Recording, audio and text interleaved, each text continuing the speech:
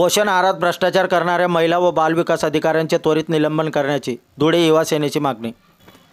धुळ्यातील पांझरा नदीत पोषण आहाराची शेकडो रिकामे पाकिटे कालिका माता मंदिर जवळील नदीच्या पात्रात सापडली। यामुळे धुळे जिल्हा महिला व बाल कल्याण विभागातील संबंधित अधिकारी यांच्या पोषण आहारातील गोडबंगाल जनतेसमोर आला आहे। सदर पाकिटे शासनामार्फत गरोदर माता, स्तनमाता तसेच किशोरवयीन मुलांसाठी पोषण आहार म्हणून देण्यात येतात। संबंधित अधिकारी यांचे त्वरित निलंबन करण्याची मागणी धुळे युवा सेना यांनी निवेदनाद्वारे दिली आहे।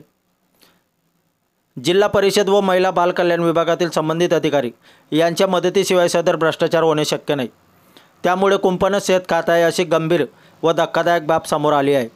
खोटे कागदपत्रे रंगवून सदर भ्रष्टाचार केला जात आहे। अंगणवाडी शाळेतील विद्यार्थ्यांची सुमारे हजेरी 30% नाही, तरीही सुमारे 90 ते 100% पोषण आहार वाटपाचे पोषण आहाराचे कागदपत्रे रंगवून लाखो व करोडो रुपयांचा भ्रष्टाचार संपूर्ण जिल्ह्यात केला जात आहे। गरीब व गरजू महिला व विद्यार्थ्यांवर अन्याय केला जात आहे। भाजप-प्रणीत शासनाकडून सातत्याने प्रशासकीय अधिकाऱ्यांना व ठेकेदारांना मोठ्या प्रमाणात भ्रष्टाचार करता येईल अशी अधिकतम धोरणे अंमलात आणली जात आहेत। पोषण आहारातील भ्रष्टाचार सुरुवातीपासूनच मोठी डोकेदुखी ठरली आहे। यावर ठोस उपाय न काढता शिजलेला पोषण आहार बंद करून कोरडा पोषण आहार देण्याचे धोरण आणले।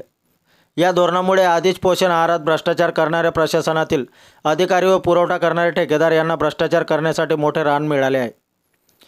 यामुळे मात्र आर्थिक व सामाजिक वंचित असलेल्या राज्यातील प्रमुख घटक म्हणजे महिला व मुले यांच्यापर्यंत शासनाच्या योग्य लाभ पोहोचत नाही। तसेच कोरडा पोषण आहाराची पाकिटे फोडून त्यातील गहू, तांदूळ, मिरची पावडर, वाटाणे इत्यादी वस्तूंची बेकायदा विक्री केली जात आहे। समाजातील महिला व मुले या उपेक्षित घटकांपर्यंत त्यांच्या विकासासाठी सरकारकडून लाखो रुपये खर्च करूनही लाभ पोहोचत नसल्याने समाजातील समतोल बिघडत आहे। त्याचा विपरीत परिणाम राज्याच्या विकासावर होत आहे। धुळे जिल्ह्यातील पोषण आहारातील भ्रष्टाचार हा मोठ्या प्रमाणावर आहे। जिल्हा परिषद धुळे व महिला बाल कल्याण विभागातील संबंधित अधिकारी यांच्यासह पुरवठा ठेकेदार या सर्वांच्या भ्रष्टाचारात सहभाग असण्याची दाट शक्यता आहे। सत्ताधारी भाजप पक्षाकडून यावर कोणतीच प्रतिक्रिया येत नसल्याने भाजपची भूमिका संशयास्पद आहे। या सर्व गंभीर प्रकारची विभागीय चौकशी होणे आवश्यक आहे।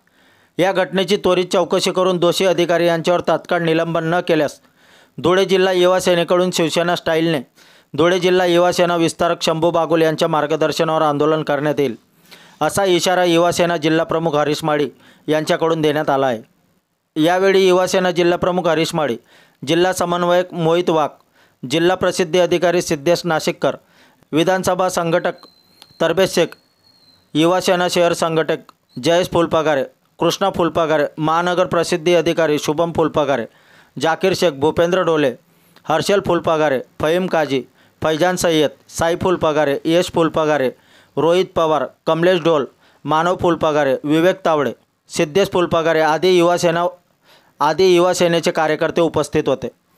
आपल्या परिवर्तन 24 न्यूजसाठी संकेत बागरेचा धुळे तालुका प्रतिनिधी।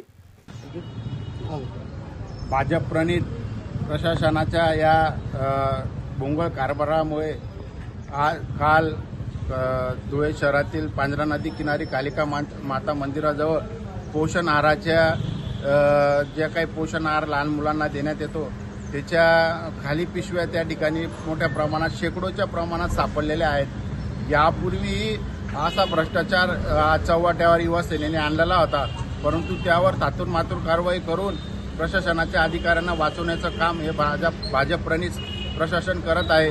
आणि यापुढं अशा पद्धतीचे लहान मुलांच्या खाऊवर डल्ला मारणाऱ्या अधिकाऱ्यांना जर निलंबित केलं नाही, त्यांच्यावर फौजदारी गुन्हा दाखल केला नाही तर युवा सेना येत्या काळात मोठं आंदोलन छेडेल आणि रस्त्यावर उतरेल।